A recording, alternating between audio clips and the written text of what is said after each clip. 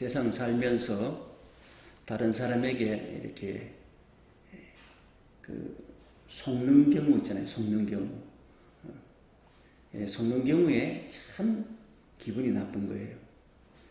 요즘은 사람을 속여서 돈을 빼앗는 그 보이스 피싱이라는 것도 있죠.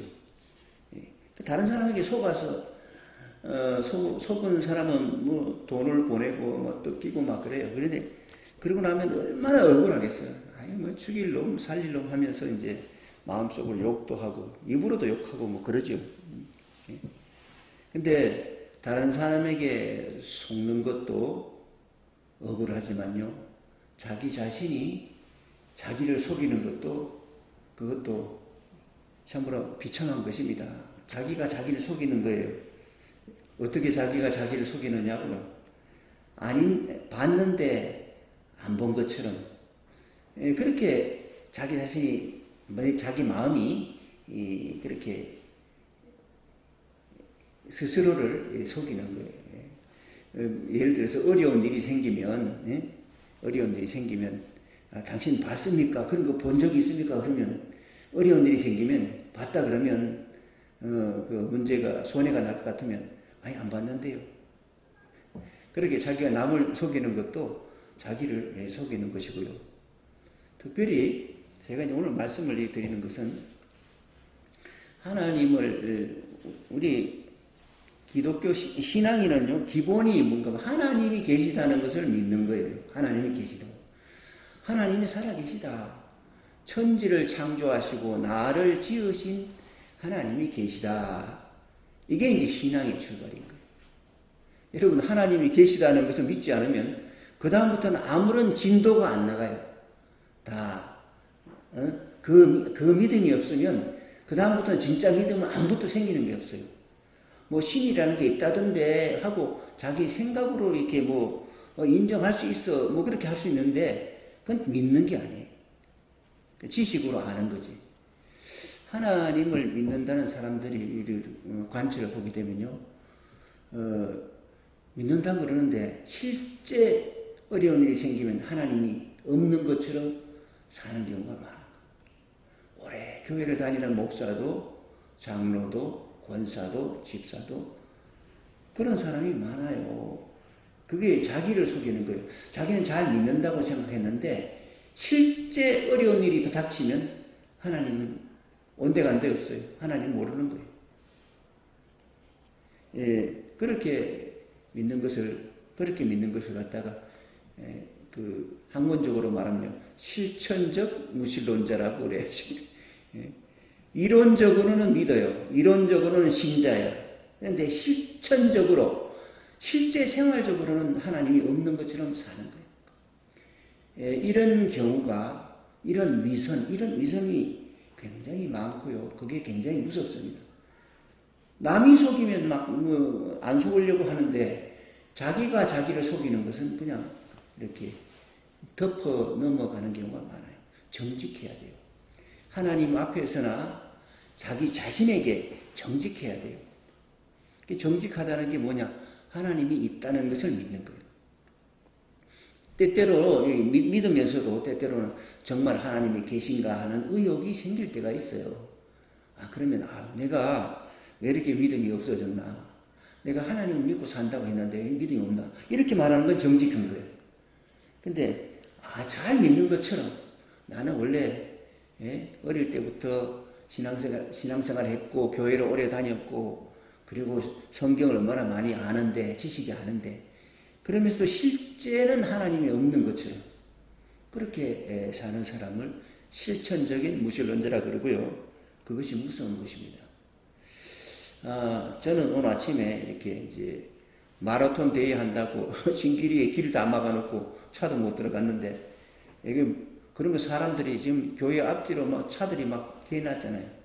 그걸 보면서 마음이 답답해요. 마음이 답답해요. 왜 답답하냐?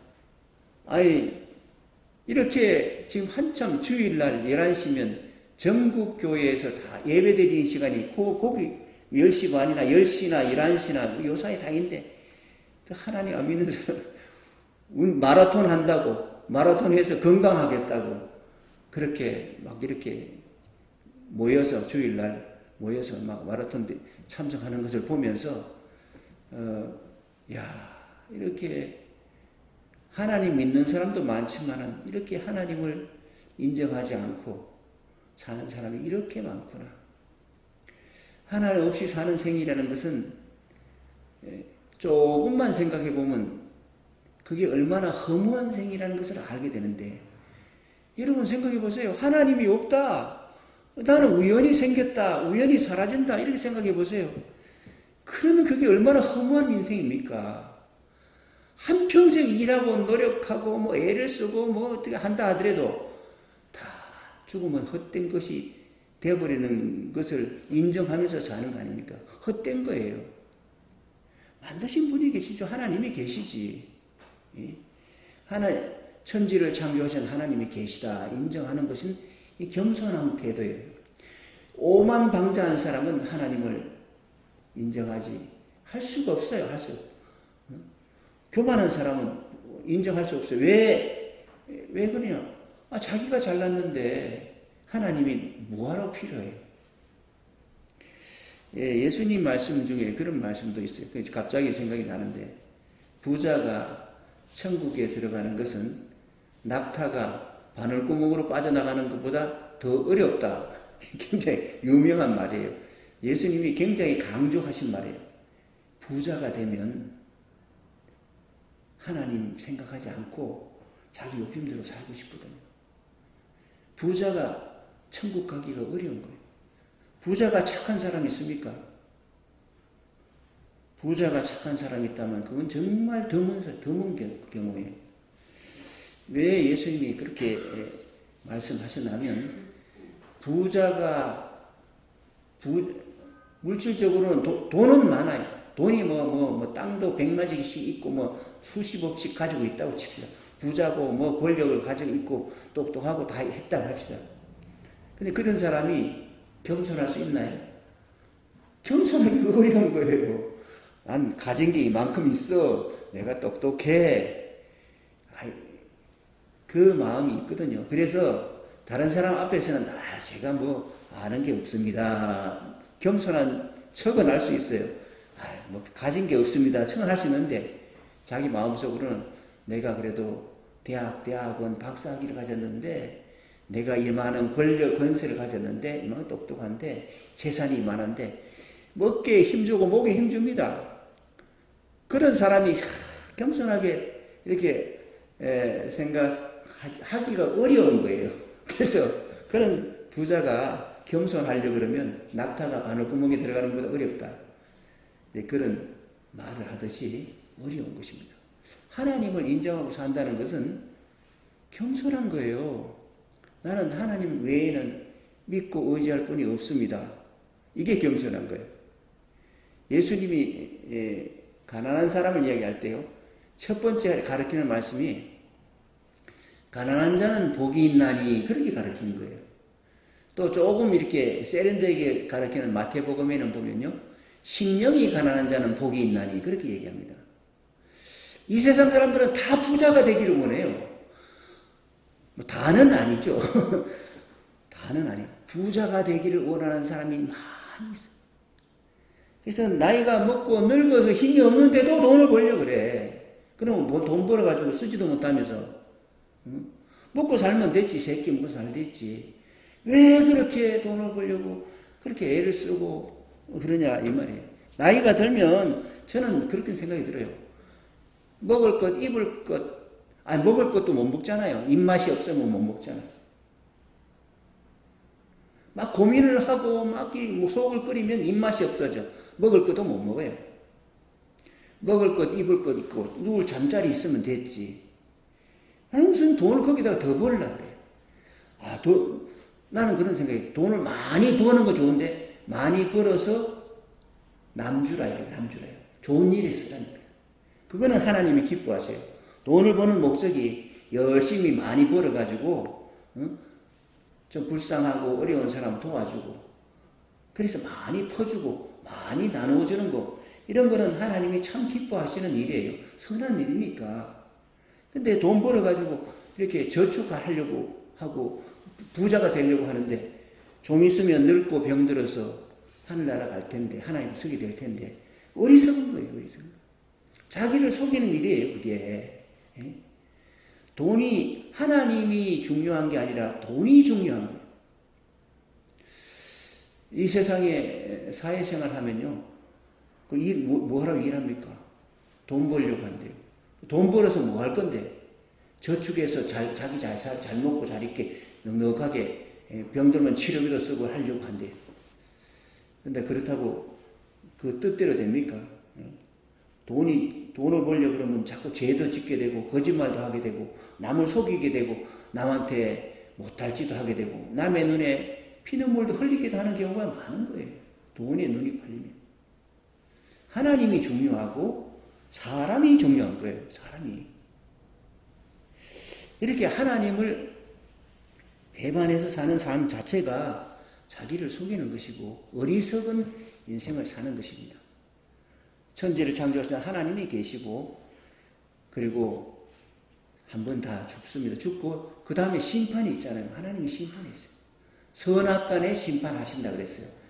그 사람의 선한가 악한가 그걸로 심판하신대요. 하나님의 기준은 복잡하지가 않아요. 선한가 악한가 그거 보는 거. 선하다는 것은 돈을 버는 목적이 자기 자신에게만 있는 게 아니라 다른 사람도 생각하고 다른 사람도 나누어주고 다 더불어서 사람이 중요하다. 사람을 돕는 것이 중요하다.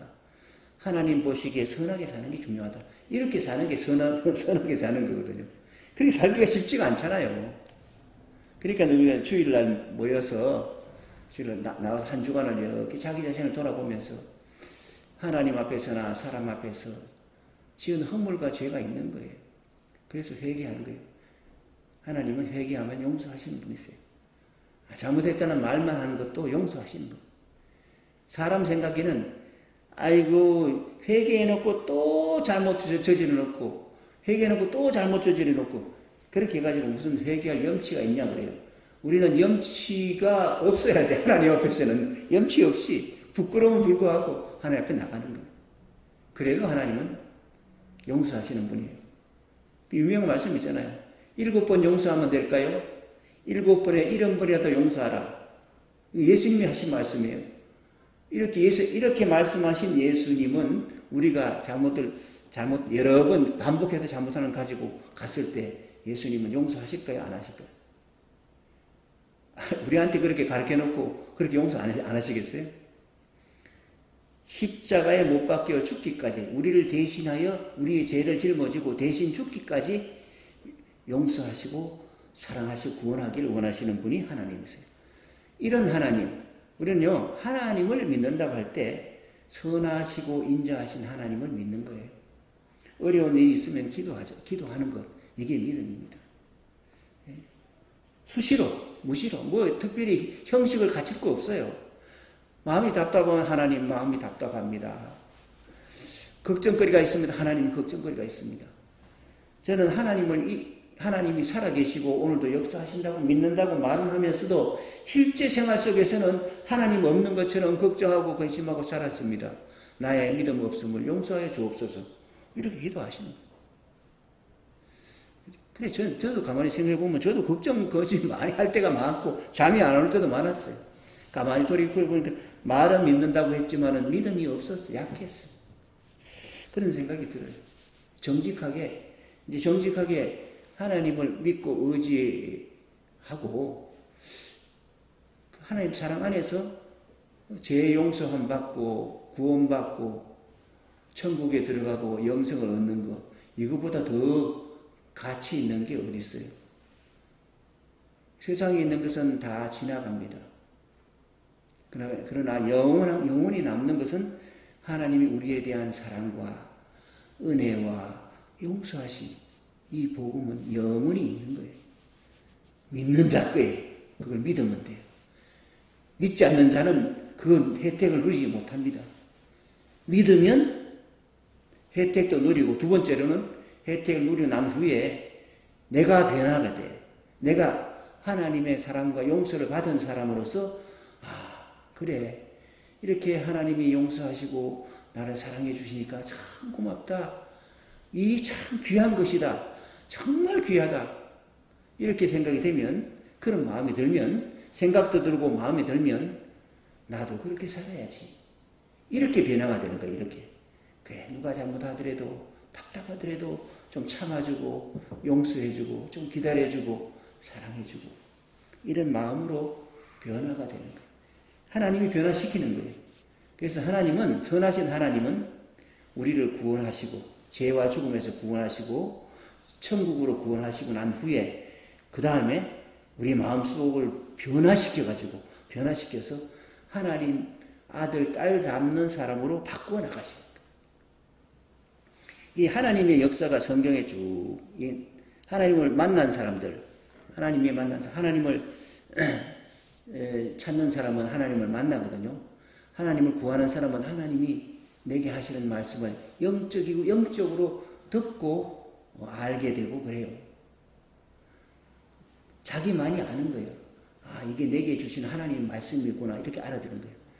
이 성경은 하나님을 만난 사람들이 하나님을 만난 경험을 기록한 채 만났어. 이건 분명히 하나님이 내게 말씀하셨어. 그렇게 만났어. 하나님이 말씀을 하시고, 하나님 또 어떤 신자는 그 하나님 말씀을 듣는 거예요. 들은 사람이 기록하는 거예요.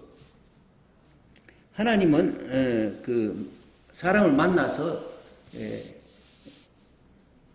아주 귀하게 하는, 귀한 약속을 하는 경우가 많아요. 약속을. 하나님을 떠나서 사는 생 자체가 지옥인데, 하나님을 떠나서 사는 삶 자체가 허무워. 무의미하고 허무하고 괴로운 거예요. 그러나 하나님 만난 사람은 하나님의 말씀을 듣는데, 하나님이 어떤 말씀을 하시는가 하면, 잘못은 책망이에요. 그렇게 가면 하나님 나를 떠나서, 나를 믿지 않고 떠나면 그건 너에게 저주다. 그러나 나를 믿고 내 말을 믿으면 복이다. 그렇게 말씀을 하시거든요. 나를 믿어라. 나는 선하신 하나님이다. 그러면서 말씀을 하시는데, 특별히 우리에게 약속을 하실 때, 약속을 한 사건이 쭉 기록이 되어 있는데, 제가 오늘 이제 그 주보에 본문을 인쇄해 놨어요. 첫 번째 이야기는 뭔가 하면 아브라함의 이야기예요. 아브라함이 하나님의 말씀을 잘 듣던 사람이에요. 그래서 하나님의 말씀을 듣고 순종을 잘 하는 사람이에요. 순종을 한다는 건 뭐냐? 하나님이 내게 말씀하셨다고 확실히 믿으니까 그 말대로 사는 것이 순종이에요. 하나님의 말씀을 듣고 순종하는데, 어느 날 아브라함에게, 우리 예수 믿는 사람은 다 유명한 얘기예요. 잘하는 얘기예요. 아브라함이 믿음이 좋았을 때, 아브라함이 처음부터 믿음이 좋지 않았어요. 젊었을 때는 의심하기도 하고 여러 가지로 생각이 많았어요. 그러나 나이가 먹었어. 아브라함이 나이가 많이 먹어가지고 하나님의 약속대로 자기 부인은 아기를 낳을 수 없을 만큼 나이도 먹고 평생 아기를 낳아본 적이 없는 여자예요. 자기 부인이 사라가. 그런데 하나님이 내가 너를 통해서 후손을 갖다가 하늘의 별과 같이 많게 하겠다, 그렇게 말씀하셨거든요. 그때 아내가 사라인데, 내가 나이가 100살이 다 됐는데 내 나이 아내는 90살인데 인간적으로 생각하면 이건 불가능한 거죠. 이거는 기적이 아니고서는 하나님의 기적이 아니고서는 불가능한 거예요. 근데 내 말을 듣고 너희 고향을 집을 떠나라 했을 때 순종하면서 그 나름대로 의심하면서 순종하면서 이렇게 살다가 아브라함 믿음이 되게 좋았어요.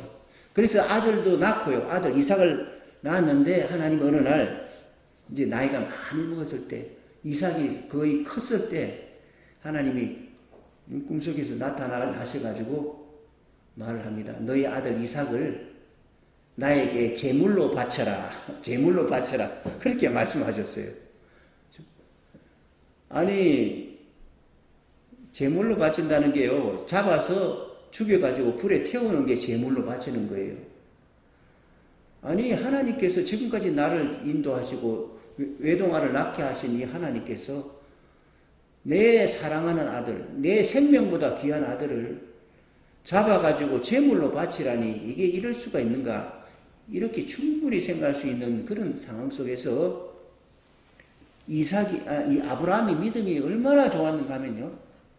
하나님은 죽은 자 가운데서 살릴 수 있는 능력이 계신 분이다. 하나님은 나를 사랑하신다. 이 의심하지 않았어요. 그래서 아들을 데리고 아들에게 장작더미를 지게 하고지고 저기 모리아 산으로 갑니다. 아들한테는 말 안 하죠. 너 잡으러 간다 이렇게 말할 수는 없잖아요. 모리아 산으로 가서 아들을 묶습니다. 묶어가지고 장작더미 올려놔요. 예. 그래서 아들을 잡으려고 할 때 하나님이 급하게 아브라함을 불러가지고 못 잡게 합니다. 내가 너를 시험해 보려고, 너의 믿음을 시험해 보려고 이렇게 했는 건데 그게 아니다. 저기 가면 양이 가시덩굴에 걸려가지고 오도 가도 못하고 있으니 그거 잡아서 나한테 바쳐라. 그렇게 해서 제사를 지내고 난 후에 하나님께서 아브라함을 통해서 천하 만민의 너의 후손을 통해서 천하 만민의 이게 큰 복을 내리겠다. 너의 후손을 통해서 그 말씀을 하신 내용이 나옵니다. 여러분 창세기 22장 16, 17, 18절에 그 내용이 나옵니다. 같이 은혜가 되는 말씀이니까 여기 같이 한번 읽어보겠습니다. 창세기 22장 16절에서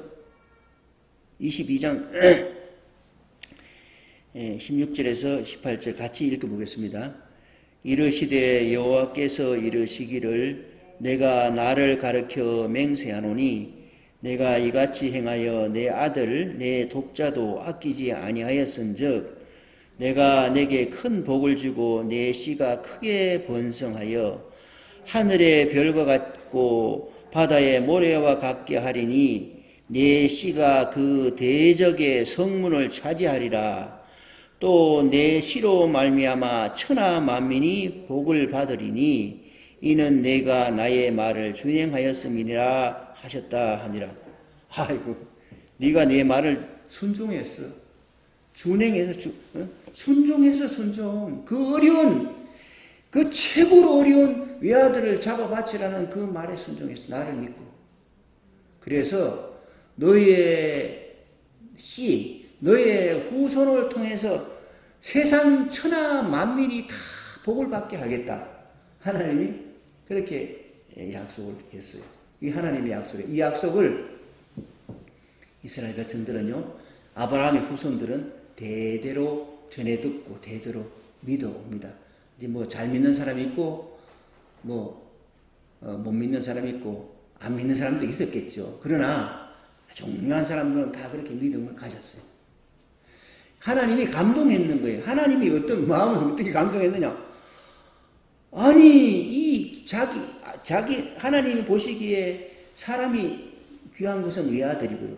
이 외아들은 100세에 난 아들이야. 100세에 늦게 낳는 100세에 낳은 외아들을 이게 하나님의 약속의 자식인데 이걸 잡으려 하나님께서 명령하시니까 그 순종하는 그 믿음, 하나님에 대한 믿음, 하나님의 전능하심과 자비하심에 대한 믿음으로 그렇게 한 거예요. 그걸 시험해 보려고 하셨다는 거예요. 그래서 감동했어요.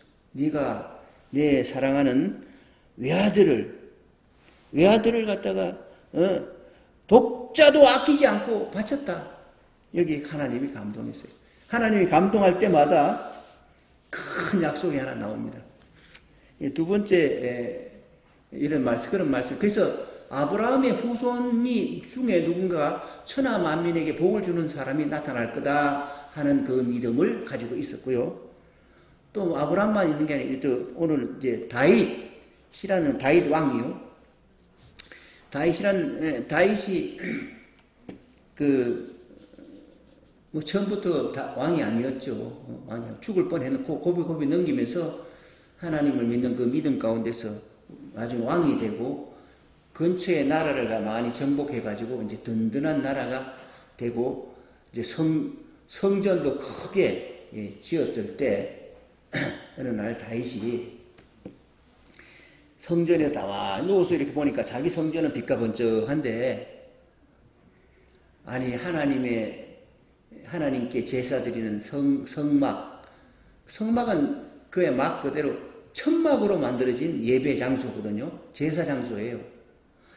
내 집은 이렇게 좋은데 하나님께 예배 드리는 저 집은 천막으로 되어 있으니 야 안 되겠다. 그래서 내가 너무 죄송하다. 그래서 선지자를 불러드렸어요. 유명한 선지자 나단이라는 선지자를 불러드려가지고 나는 이렇게 호사스러운 곳에 있는데 하나님의 막은 저렇게 형편이 없으니 하나님께 한번 기도해 보시오. 내가 성전을 크게 한번 짓고 싶은데 그렇게 이제 물어봤어요. 그랬더니 나단의 선지자가 다윗 왕의 말을 듣고 알았습니다. 제가 기도해 보죠. 하나님께서 무슨 말씀하는지.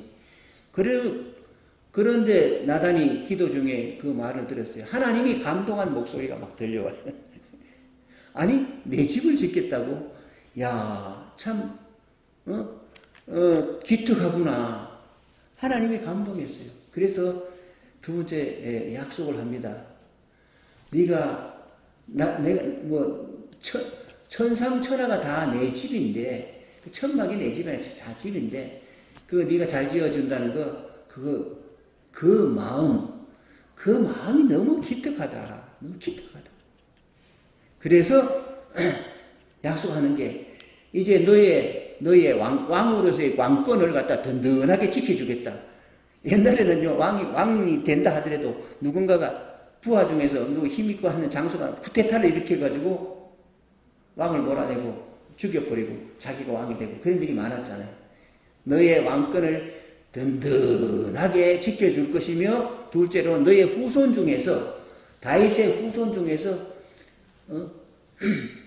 그 훌륭한 너희 후손 중에서 영원히 왕노릇 할 만한 그런 인물이 나게 하겠다.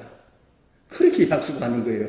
영원한 절대 무너지지 않는 영원한 왕권을 가진 그런 왕을 태어나게 하겠다 하면서 축복한 거예요. 그게 약속이에요. 그게 약속. 하나님이 그 감동을 받아서 한 약속이에요. 그래서 사무엘하 7장 12절에서 16절까지인데요. 뭐 한 절씩 읽어보죠. 너무 많이 읽으면 다 모르니까. 그래서 하나님께서 말씀하시기를 다윗에게 하는 말씀이에요. 너의 생애가 다하여서 내가 너의 조상들과 함께 묻히면 내가 내 몸에서 나올 자식을 후계자로 세워서 그의 나라를 튼튼하게 하겠다. 여기서 뭔가 하면 네가 자식을 낳을 텐데 너희 자식 중에서 자식을 후계자로 왕자로 삼아가지고 그의 나라를 튼튼하게 하나님이 하시겠다. 이게 그렇게 말씀했어요. 자 13절 같이 읽어보겠습니다. 바로 그가 나의 이름을 드러내려고 집을 지을 것이며 나는 그의 나라의 왕위를 영원토록 튼튼하게 하여 주겠다. 여기서요. 다윗이 돈도 있고 권력도 있는데 내 성전을 짓는 것은 네가 짓지 마. 너의 손에는 피가 많이 묻었어. 전쟁하면서 수많은 사람을 죽였거든요.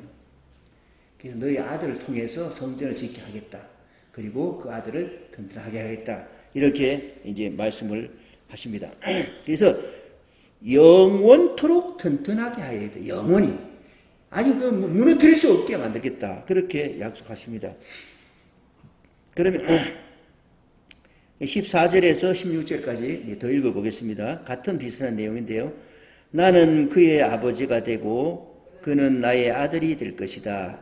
그가 죄를 지으면 사람들이 저의 자식을 매로 때리거나 채찍으로 치듯이 나도 그를 징계하겠다. 내가 사울에게서 나의 총애를 거두어 나의 앞에서 물러가게 하였지만 너의 자손에게는 총애를 거두지 아니하겠다. 여기까지만 이렇게 보겠습니다. 예, 여기서 중요한 것은 자식같이 아들같이 여기겠다. 너의 후손을 아들같이 이기고 그래서 잘못하면 종아리도 치고 그렇게 하면서 하겠다는 거예요. 여러분요 진짜 이제 뭐 저희는 뭐 다 자식들 다 키웠지만은 진짜 아끼는 자식은 자식을 잘 되게 하기 위해서 자식이 잘못하면요 종아리 치는 거예요. 그건 나쁜 일이다. 그건 벌 받는 일이다. 뭐 여러분 난 자라면서 그런 얘기 한국의 동화 전래동화 그런 얘기 많이 들었어요. 어떤 집에 아버지가 자식이 너무 귀해서 얘가 뭐 도둑질을 해왔는데도 잘했다 이랬는데 나중에 커서 얘가 큰 도둑이 돼가지고 감옥에 갔다는 그런 얘기. 그 감옥에 면회를 가니까 어머니 가까이 오라 그래가지고 귀를 물어뜯다니까 왜 나는 이렇게 키웠냐고. 진짜 그렇게 자식은 그렇게 키우는 게 아니죠. 자식이 잘 되게 하려면 이 사회에서 잘 배우고 성장해가지고 올바른 사람으로 선한 사람으로 굳건하게 살아도록 키워야지 잘못된 길을 가는 거 가만히 내두는 게 아니죠. 그렇게 키우겠다. 그리고요 또 뭐랄까 나는 그의 아버지 되고 그 아이 자식이 되겠다. 그렇게 하면서 은총 내가 이렇게 총애를 다윗 왕 전에 사울 왕이 있는데 처음에는 복을 주셨는데 사울 왕이 잘못 나가니까 은총을 거두어버려 그래가지고 왕직을 뺏기게 만듭니다. 그리고 결국은 전쟁터에서 죽게 만들었어요. 사울에게 은총을 거두었다. 처음에는 은총을 베풀었다가 은혜를 베풀었다가 나중에 은혜를 거두어버렸어요. 그러나 너의 자손에게는 그 은혜의 총애를 거두지 않겠다. 영원히 그 총애를 거두지 않겠다. 그렇게 말씀하십니다. 그건 놀라운 일이죠. 그렇게 해서 너의 후손이 왕권이 영원해질 것이다. 그 말씀 16절을 같이 읽어보겠습니다. 네 집과 네 나라가 내 앞에서 영원히 이어갈 것이며 내 왕위가 영원히 튼튼하게 서 있을 것이다. 이스라엘 사람들은요, 아브라함의 후손이죠. 아브라함과 다윗의 후손이 다 이스라엘 사람들인데, 이스라엘 사람들은 이 하나님의 말씀의 약속을 믿었어요. 이게 신앙이에요. 하나님의 약속은 변하지 않는다. 이렇게 믿었어요. 그래서 마태복음 1장 1절에 보게 되면요, 뭐라고 얘기하면 아브라함과 다윗의 자손, 예수 그리스도의 세계라. 예수님이 그 후손을 통해서 태어난단 말이에요. 그렇게 약속을 복의 약속이죠. 영원한 아브라함의 씨를 통해서 다윗의 후손을 통해서 하나님께서 영원한 왕, 패하지 아니하는 영원한 왕, 하나님 은총으로 가득한 그런 모습의 왕을 약속을 하셨어요. 또 하나 더 보겠는데요. 그 다니엘서에 보게 되면 주보 뒷면에 인쇄되어 있습니다. 다니엘서에 보게 되면 오실 분이 어떤 분인가 하는 거에 대한 내용이 나오거든요. 나온 내용인데 7장 13절에 보게 되면 읽고 난 다음에 설명하겠습니다. 같이. 내가 밤에 이러한 환상을 보고 있을 때에 인자 같은 이가 오는데 하늘 구름을 타고 와서 옛적부터 계신 분에게 나아가 그 앞에 섰다. 옛부터 계신 분이 그에게 권세와 영광과 나라를 주어서 민족과 언어가 다른 뭇백성이 그를 경배하게 하셨다. 그 권세는 영원한 권세여서 옮겨가지 않을 것이며 그 나라가 멸망하지 않을 것이다. 이 다윗의 후손까지만 해도 그 오실 분이 이스라엘 민족을 위한 구세주라고 생각했어요. 왕이라고 생각했어요. 그런 만민을 구세주로 천하 만민의 복을 주는 그런 사람으로 올 거라고 생각했는데 다니엘서에 오게 되면 다니엘서는 그 오시는 분이 인자와 같은 이가 온다. 인자란 말은요, 인간의 자식, 사람의 아들, 그런 말이에요. 사람의 아들 같은데 사람의 아들이 아니라 모양은 사람인데 사람이 아니에요. 그분이 예수님은 하나님이 인간의 몸을 입고 오셨다. 이렇게 이제 말씀하시기도 하고요. 임마누엘, 하나님 우리와 함께, 그래서 예수님이 이 땅에 오심으로 말미암아 하나님 우리와 함께 계신다. 이렇게 이제 말씀으로 이렇게 가르치는데, 인자는 하나님 같은데 하나님이 아닌 그런 분. 사람의 모양으로 나왔는데, 사람의 자식처럼 보이는데 사람의 자식이 아닌 그런 분이 오시는데, 그 분에게 나라와 권세와 영광이 주어지는데, 그 영원한 권세여서 옮겨가지 않고 영원히 멸망하지 않는 나라, 그 나라가 그분이 오셔서 그런 나라를 세울 거다. 이게 이제 예수님이 하나님의 아들이요 구세주임을, 하나님의 아들이다. 하나님 신성을 가진 인간의 몸을 입고 오신 분이다. 이게 놀라운 거죠. 이게 기적이죠, 사실은. 하나님이니까 가능한 거예요. 이렇게 오신다는 약속을 하셨어요. 그래서 이 약속을 믿고 기다리는 사람들이 많았어요. 물론 같은 이스라엘 사람이라도 안 믿는 사람이 있었고요. 뭐 그런가 보다 하고 생각하는 사람이 있었고, 오시길 기다리는 사람이 있었어요. 이제 오늘 이 성경 말씀에는 세례 요한이라는 아주 신실한 하나님의 종, 마지막 예언자라고 할 수 있는 세례 요한이 감옥에 갇혔어요.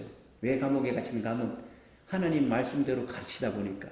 그 당시에 헤롯이라는 왕이 있었는데, 왕이 말이야, 자기 얼마나 도덕적으로 타락했는지, 자기 동생의 부인이 너무 이쁜 거야. 그 동생의 부인을 뺏어버렸어요. 자기 왕이라는 신분으로. 그렇게 하면 왕이 돼가지고 본은 못 될지언정 이렇게 하면 안 된다 하고 세례 요한이 책망을 했어요. 그러니까 그 책망하는 그 소리가 듣기 싫어가지고 헤롯 왕과 부인이 같이 그 감옥에 가두었어요. 바른 말을 하다가 갇힌 거예요. 감옥에 갇혀 있는데 언제 어느 때 주님이 오시려나, 자기 마음의 성령으로 감동하기로는 예수님이 구세주가 오신다 그랬는데, 내가 좀 계속 기다려야 돼. 언제까지 기다려야 되나 하고 있는데, 소문을 듣자 하니까 바깥에서 예수란 분이 이제 우리 지난주에도 설교했습니다만은 막 죽어가는 사람도 살리고, 아니 죽은 사람도 살리는 거예요. 그리고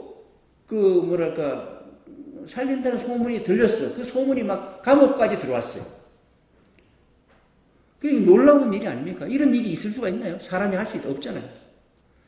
그래서 자기 제자를 불러서 보냅니다. 오시기로 하신 그분, 구세주, 그분이 당신이십니까? 아니면 다른 분을 기다려야 합니까? 하고 질문을 한 거예요. 오늘 내용이 그 내용이에요. 질문한 거예요.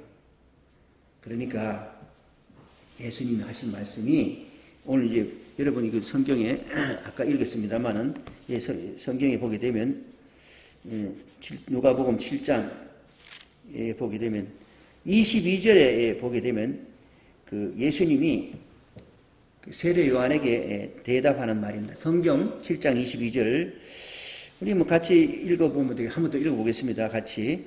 예수께서 그들에게 대답하셨다. 가서 세례 요한에게 오늘 당신들이 본 것과 들은 것을 그대로 모두 알려주시오. 보시오. 눈먼 자들이 눈을 뜨고 다리 저는 자들이 똑바로 걸으며 나병 환자들이 완전히 낫고 듣지 못하는 자들이 다시 들으며 죽은 자들이 다시 살아나고 가난한 자들에게 기쁜 소식이 전파되고 있어. 이거 봐라. 이렇게 가난한 자에게 복음이 전파되고 이렇게 모든 병자가 다 나았고 그거 본대로 그대로 알려줘라. 그리고 마지막에 한 말이요. 23절 같이 읽어보겠습니다. 나를 믿고 의심하지 않는 사람은 복이 있어. 그렇게 전해주시오. 내가 바로 하나님이 아브라함의 씨, 다윗의 후손, 인자와 같은 모습으로 나라와 권세와 영광을 한 몸에 이어받은 바로 약속된 그 사람이 바로 나다. 나를 의심하지 않는 사람은 복이 있다. 나를 의심하지, 예수를 하나님이 보낸 아들이요 구세주로 정말 믿는 사람은 복이 있다. 하나님을 믿는 사람이 복이 있고요. 하나님이 약속하신 그 약속을 믿은 사람도 복이 있는데 약속하신 복으로 오신 예수님을 믿는 사람은 정말 복이 있는 거예요. 영원한 그 믿음 안에서 그 은혜 안에서 영원한 복이 있는 거예요. 그래서 예수를 믿으면 죄와 죽음에서 구원받고 영생을 얻고 하나님 천국에 들어가게 되고 하나님의 백성이 되고 하나님의 아들 딸다운 성품으로 변화가 되는 거예요. 예? 하나님의 나라는 서로 사랑하는 나라죠. 그 사랑하는 나라에 적합한 인격과 성품으로 변화시켜주시는 거예요. 예수를 믿으면. 성령을 보내서 거룩한 영을 우리 마음속에 집어넣어 주셔서 우리로 하여금 그렇게 변화되게 하는 거예요. 정직하게 진실하게 믿는 사람에게 진실로 하나님을 믿고 진실로 예수님을 구주로 믿으면 구원받고요. 변화가 되게 돼 있어요. 나를 믿고 의심하지 않는 사람은 복이 있다. 우리 다 이런 복을 다 받아 누릴 수 있는 사람이 되기를 주님의 이름으로 축복합니다. 기도하겠습니다.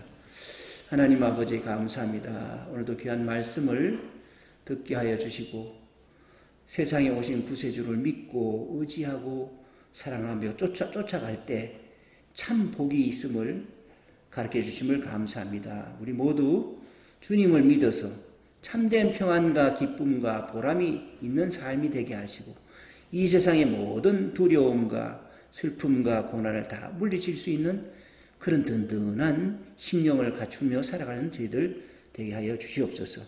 그래야 살아서도 복이 있게 하시고 죽은 후에 영원한 생명과 하나님의 자녀되는 복이 우리 모두에게 있게 하여 주옵소서. 예수 그리스도 이름으로 기도하옵나이다. 아멘.